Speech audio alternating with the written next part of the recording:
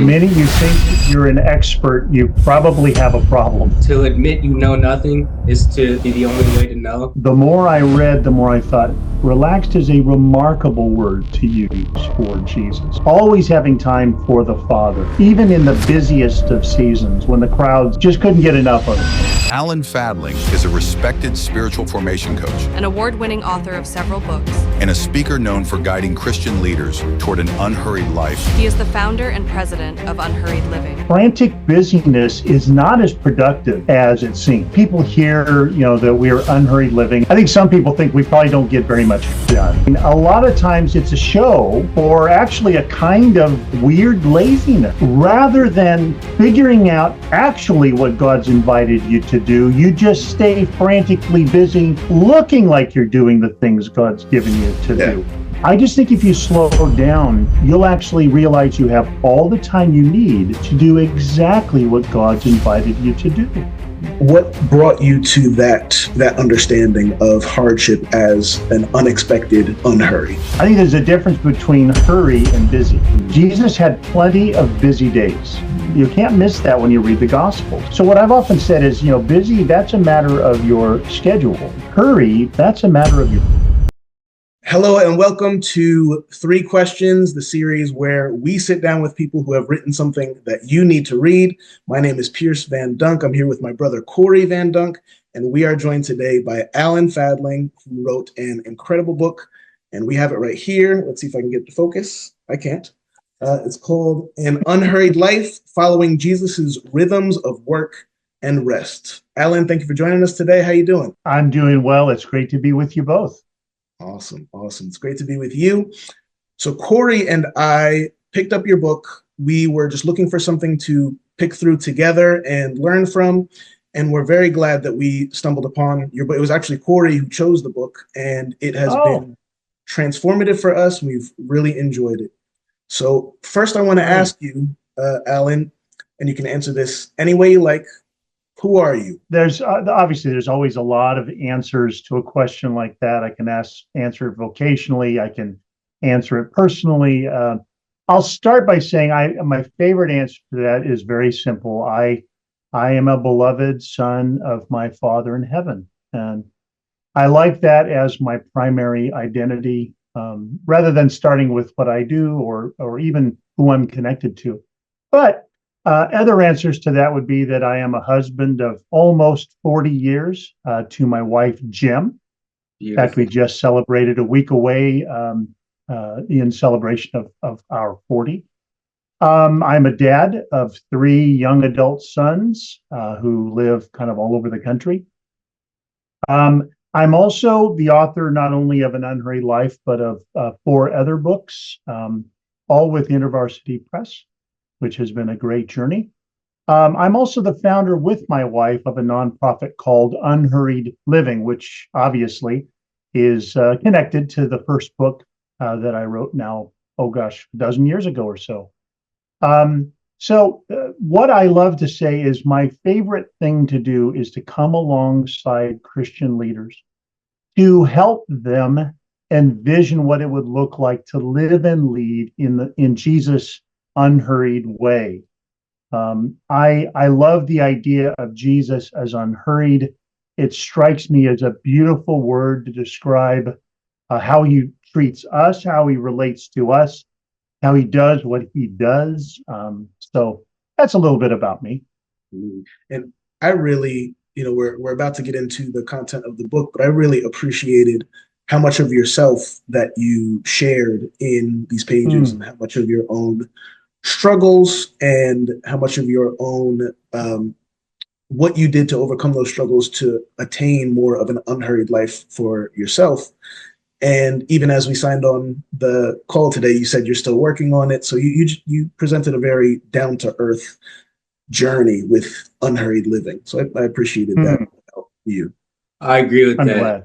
Very the sense of humility from you, I sense the whole read. Well, I'll tell you, if I can just say, I always think it's good for us to remain learners. The minute you think you're an expert, you probably have a problem. Yeah. That's a Socratic principle. If I think Socrates said that it's to admit you know nothing is to be the only way to know. I think there's truth to that. Absolutely.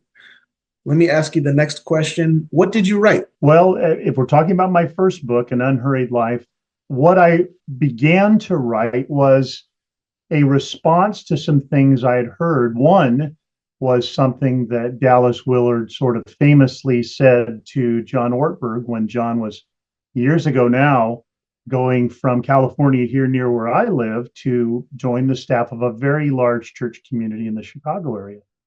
And Dallas had been serving John as a mentor for a long time. And John said, well, do you have any good advice for me as I make this move? And Dallas's now rather famous comment was, John, you must ruthlessly eliminate hurry from your life. And when I heard that, I remember hearing it a long time before I started writing about it, but it just struck me as a remarkable piece of spiritual direction to connect ruthlessness and hurry. But the other thing was I had a good friend who was also mentored by Dallas, and they were having a conversation once, and Dallas asked him, if you had just one word to describe Jesus, what might be the word you'd choose? And they went back and forth and talked a while. Obviously, there's a ton of candidates of words you could choose that were excellent one-word descriptions of Jesus. But in the end, Dallas said, I think the word I'd like to use for Jesus is the word relaxed. Mm-hmm. And the first time I heard that, I just thought, I don't know, I had this weird vision of Jesus sitting in a recliner watching ESPN or something. It's like, relax, what are you talking about? That just sounds weird.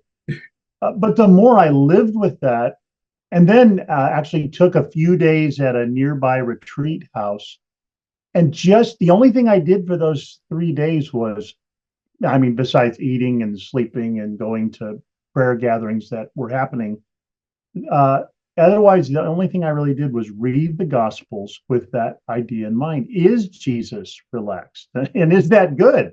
Yeah. Mm-hmm. And the more I read, the more I thought, relaxed is a remarkable word to use for Jesus and his way of always having time for the Father.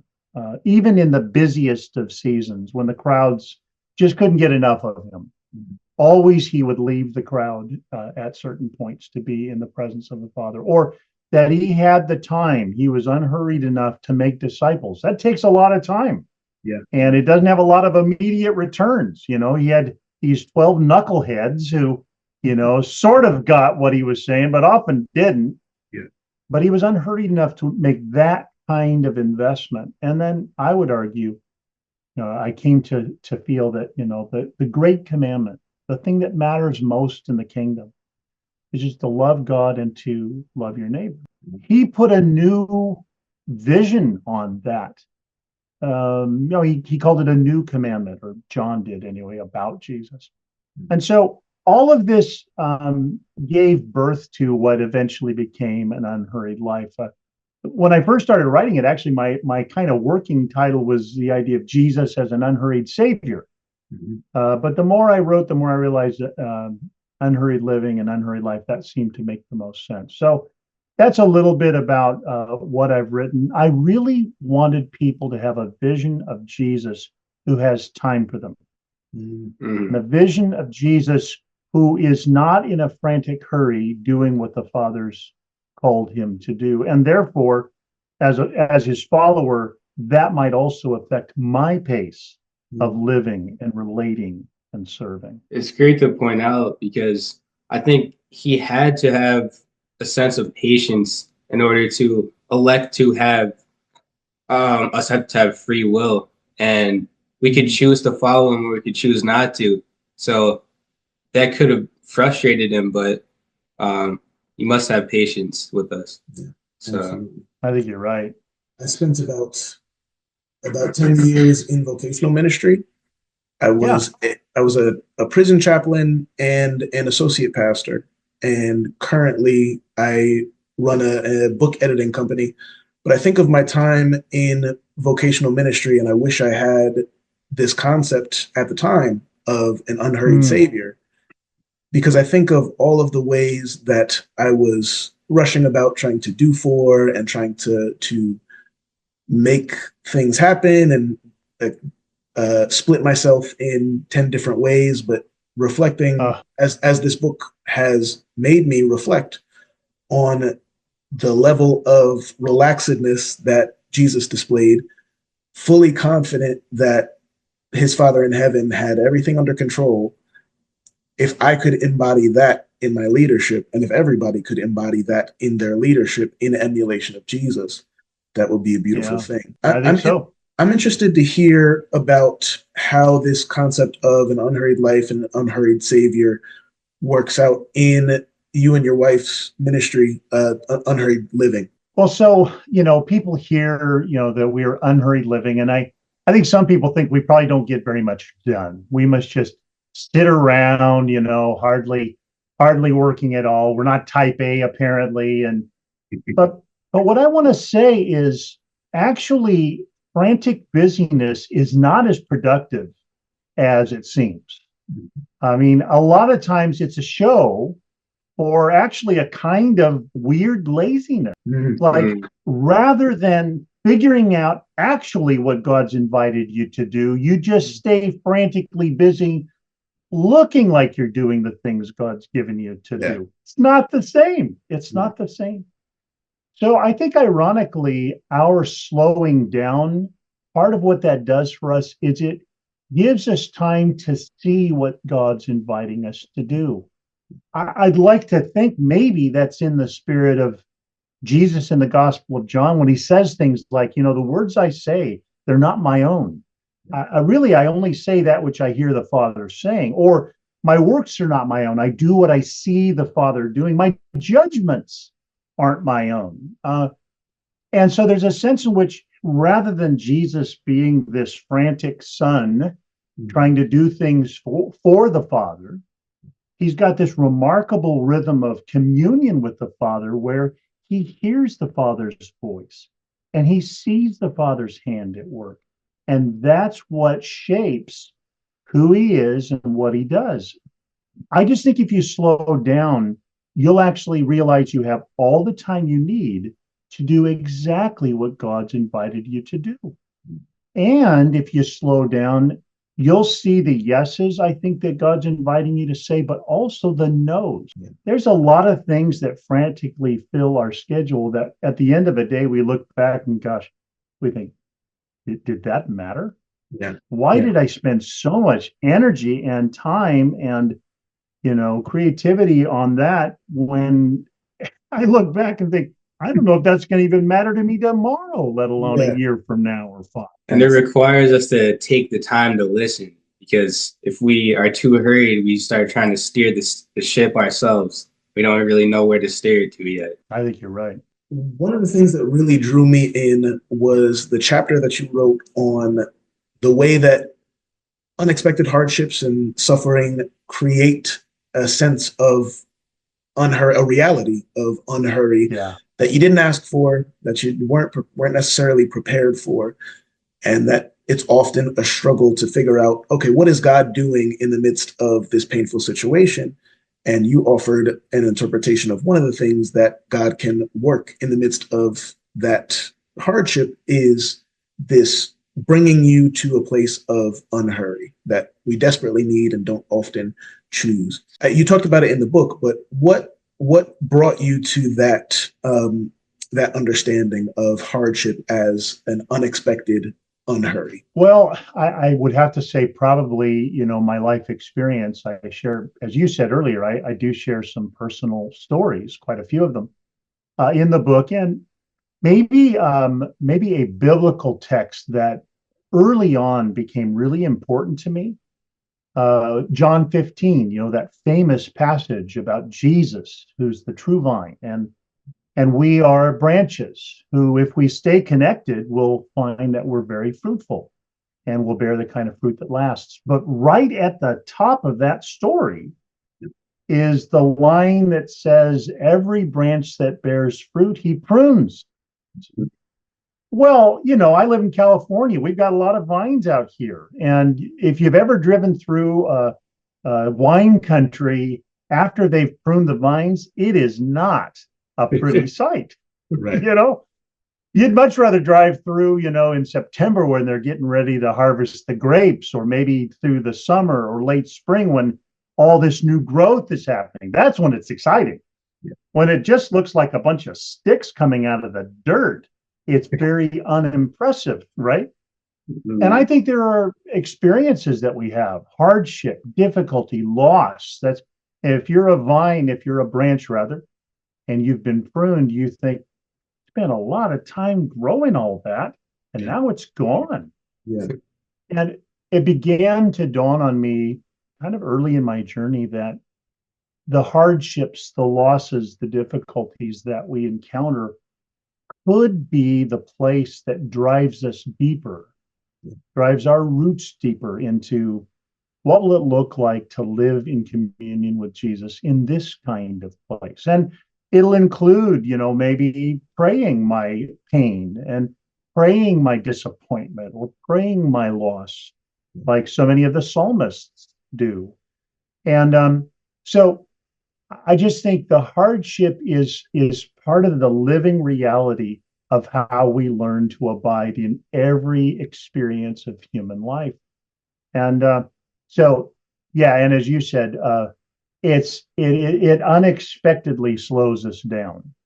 We wouldn't have chosen it, we wouldn't have asked for it, but maybe it's actually in some odd way an answer to prayers I've prayed without even realizing that's what I was asking for.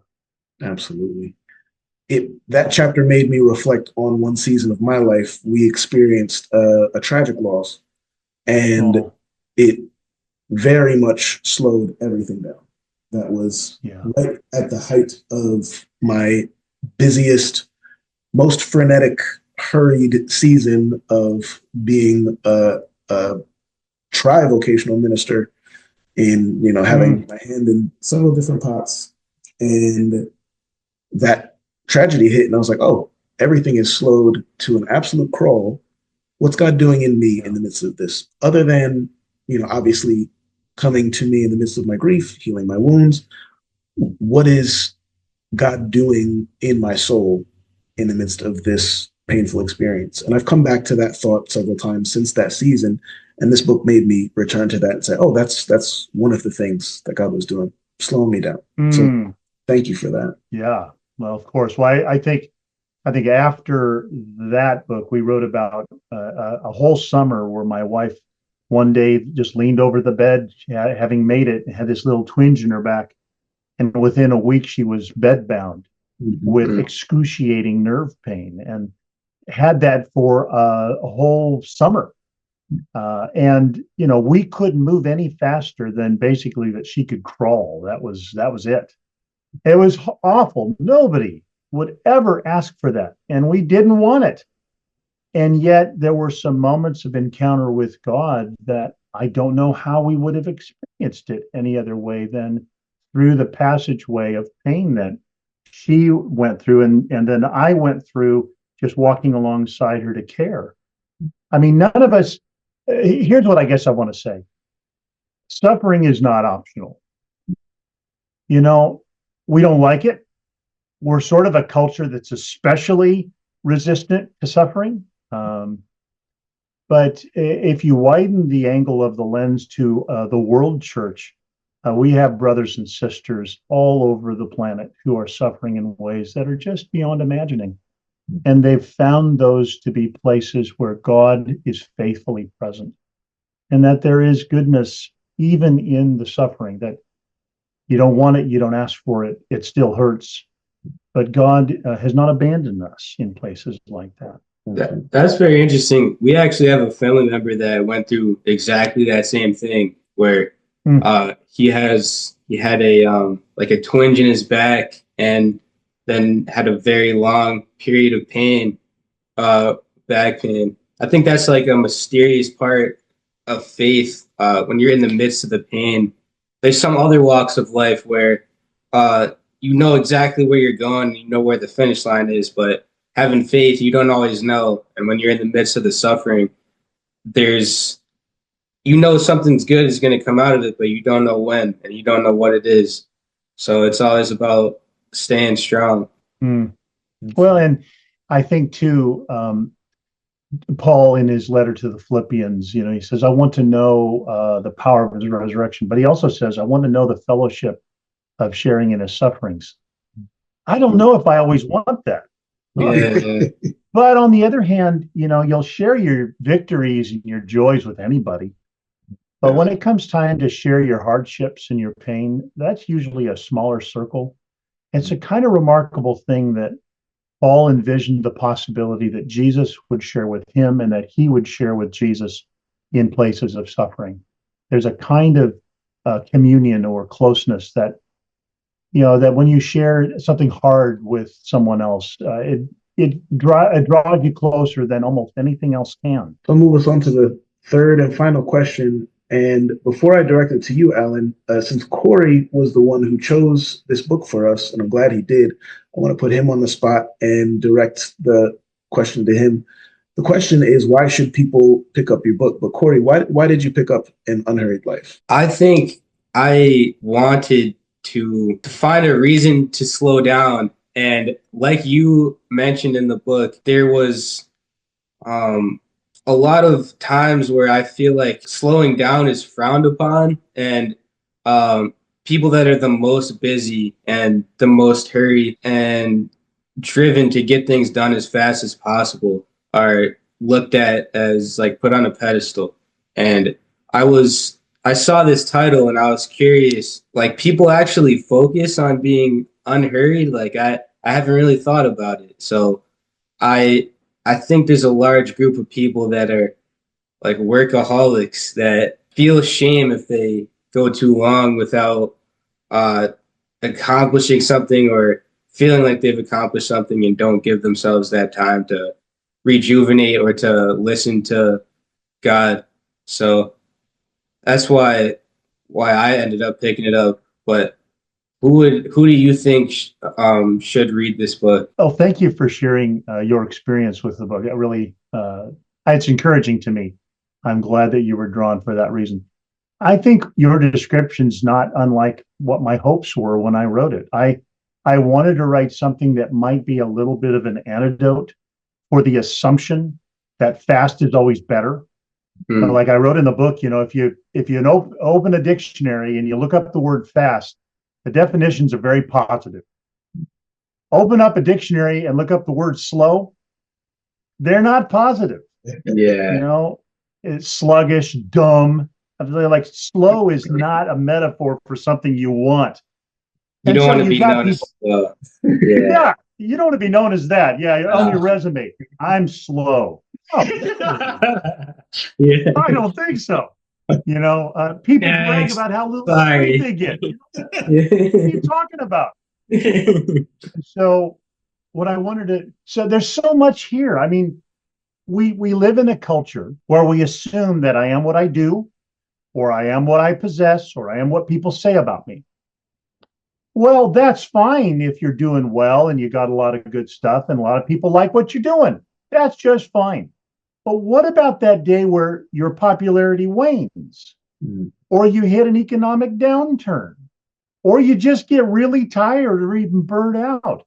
Well, then your identity just hits the downhill, roller coaster.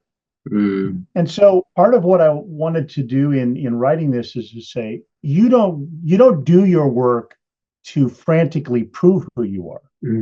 You do your work because your identity was always a gift. It always has been. You're not trying to prove something, you're trying to express something. Yeah.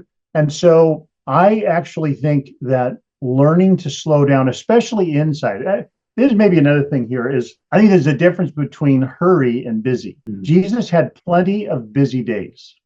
You can't miss that when you read the Gospels. There were days when the crowds started coming before he had gotten out of his bed, and they kept coming when he was ready to go to bed. So what I've often said is, busy, that's a matter of your schedule. Hurry, that's a matter of your soul. A hurried soul does not do anybody any good. Try to think of one fruit of the Spirit that works better in a hurry.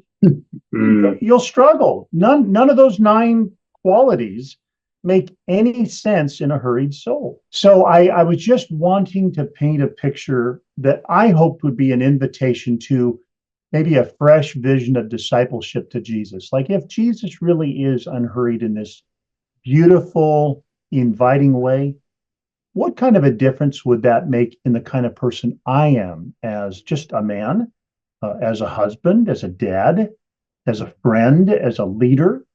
And might that produce better fruit than some of my past frantic, busy ways of doing what I do? And my experience now over these last dozen or so years is I am so grateful for good fruit that God's bearing both in me and through me, as I've learned how to slow down and what I would say is learn to live at the pace of God's kingdom, a very different pace than the kingdom that surrounds us. I would add to the description of who should pick up this book, anybody in our particularly hurried American Western culture. You framed the need for this book as a counter to this hurried culture that we have. Anybody who's wrapped up in that, whether you mentioned that it's especially helpful for leaders, I would add that anybody who is wrapped up in this culture of hurry that we have needs this book and needs to employ the concepts that you teach in this book. One reason people should pick up this book is that it's practical. Alan tells you what to do in a good way. He says it's not just saying, hey, there's something wrong with the way that we're hurrying all the time. He says, here's how you can slow down. Here's how you can go at the pace of the kingdom. And the practical nature of the book is refreshing as well. Well, I'm glad. Thank you. Absolutely. Anything else to add, Corey? Or Not that I could think of. Well, Alan, thank you so much for joining us. I'd love to give you an opportunity to share with our viewers anything that you want to draw attention to ministry-wise, publication-wise, anything that you want to publicize. Absolutely. It's wonderful getting to know you. Yeah, Pierce, Corey, I've really enjoyed our conversation. If people want to learn more about what my wife and I are doing, the easiest way would be just to visit our website at unhurriedliving.com. Like you, we have a weekly podcast. Been doing it for quite a few years now. Some of those episodes are interviews with, authors writing on themes like what we talk about. Some of them are more like monologues, sort of just sharing insights of this way of, unhurried living. You can also on our website sign up for our weekly email, which again is just words of encouragement for folks who want to live in this unhurried way of Jesus. And then, not only an Unhurried Life, but there are 4 other books that I've written that you can find them anywhere you like to purchase books. Feel free to look for those as well. Absolutely. Beautiful. The links to all of those books and the podcast and everything else that Alan is doing is going to be in the description of this video. So anybody who wants to check that out, please do. And once again, Alan, thank you very much. Great to be with you both. Thanks for the invitation. It's a pleasure.